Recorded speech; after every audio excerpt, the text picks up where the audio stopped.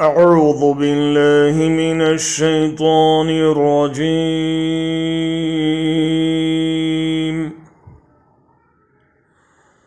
بسم الله الرحمن الرحيم.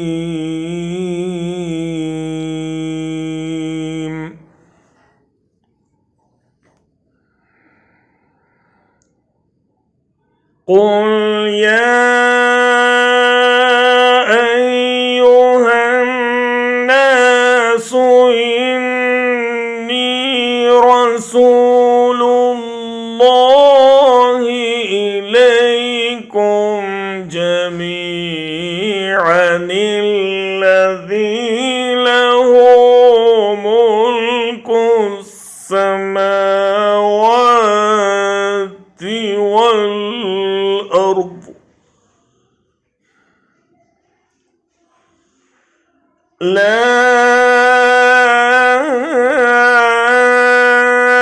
إله إلا هو يحيي ويميت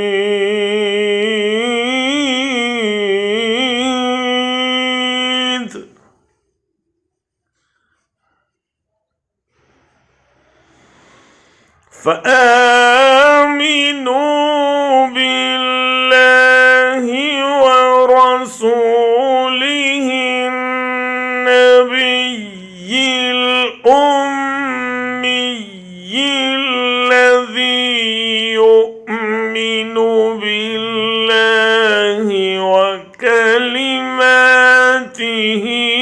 واتبعوه لعلكم تهتدون۔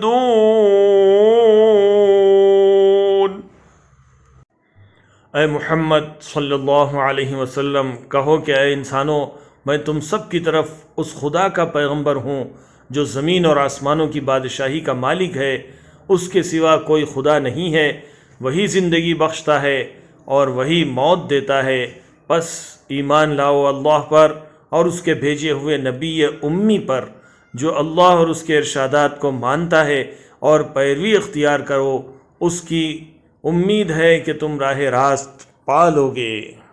Say, O Muhammad, O mankind, indeed I am the messenger of Allah to you all. From him to whom belongs the dominion of the heavens and the earth. There is no deity except him. He gives life and causes death. So believe in Allah and his messenger, the unlettered prophet, who believes in Allah and his words, and follow him that you may be guided.